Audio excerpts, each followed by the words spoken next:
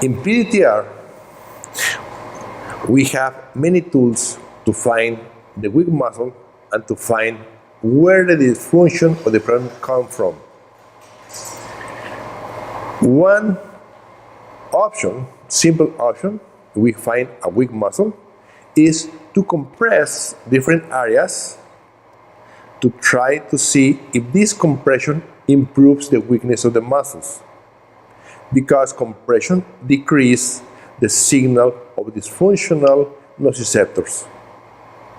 Or we can rub and see if this rubbing helps to improve the strength of the muscle.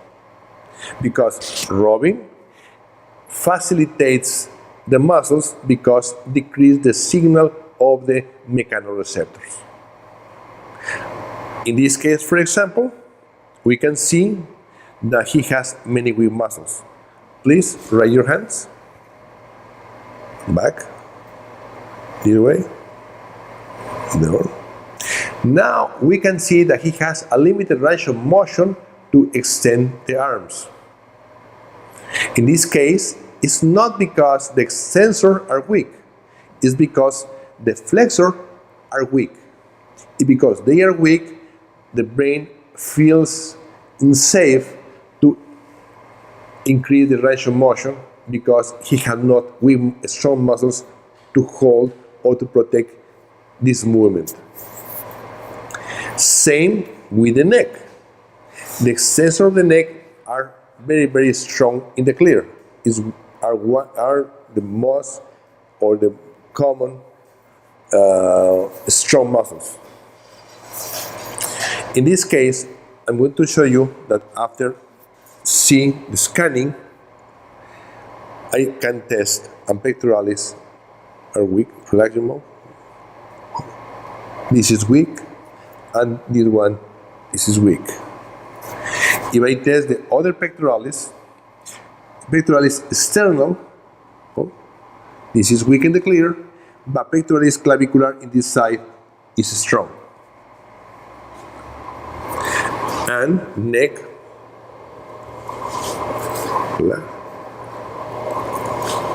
is strong. He's faking the test. Okay.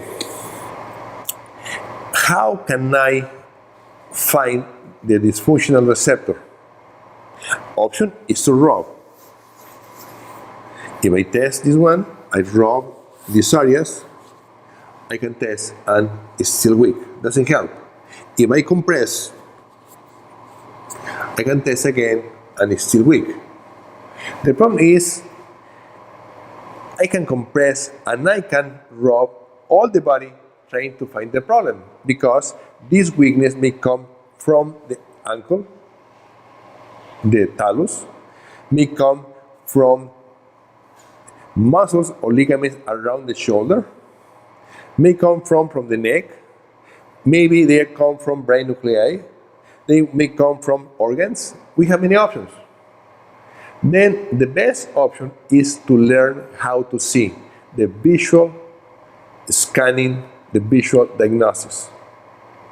In this case, I'm going to show you how the face change. The change is very, very small. It's a minimal change, but it's enough to tell us where it comes from. If I test again, push very hard. You see, immediately he clenched the teeth. Because he clenched the teeth to try to improve, this is still weak, but he tried to improve this problem. Hold on. Yes? Then, how can I treat the dysfunction? Or how can I to find where is the dysfunction? If I rub this area around the hyoid, then this muscle improve a little bit, but if I compress, become strong. It's so fast to see that this area is the area with more contraction. He tried to decrease the signal, but if I compress in this area, immediately the pectoralis becomes strong in the left side and, of course, in the right side. It means that the problem is not in the shoulders, it's not in the organs, comes from the jaw, comes from the area of the jaw. What is the area of the jaw? Probably it's going to be here a nociceptor, because compression helps. How can I know that this is a nociceptor? I'm going to ask him to touch here, and I'm going to find a strong indicator muscle. This is a strong indicator. This is the serratus anterior. Now I'm going to hit plus touching TL, and this one immediately should inhibit. Yes? Because we have a nociceptor there. Now I know the problem comes from this area. It's a receptor. We don't have a problem in the muscles. We don't have a problem in the nerves. It's just an answer of the brain to a bad information. The information comes from the receptors. And these receptors are dysfunctional and send a wrong information to the brain. How can I treat them? First, I need to know what kind of nociceptor is. In this case, I can ask the patient to touch again and hit, and see it inhibits. It doesn't inhibit, then I can try to do something else. For example, a pinprick, we can use a pinprick to test here, right there. And with a pinprick, I can make a stimulus, and the stimulus is going to inhibit the muscle if this is neo-spinothalamic. If this is not one or the other, then could be spinomesencephalic, spinotectal, spinotectal visual, or spinotectal auditory, could be emotional, mesencephalic. Please look here. Look here. And test again. And now inhibits. Yes? This means that this is a nociceptor through the pathway of spinotectal. What is the pair? I need a pair. The compensator of the dysfunction. Look there. Looking there and touching, inhibit indicator muscle. If I test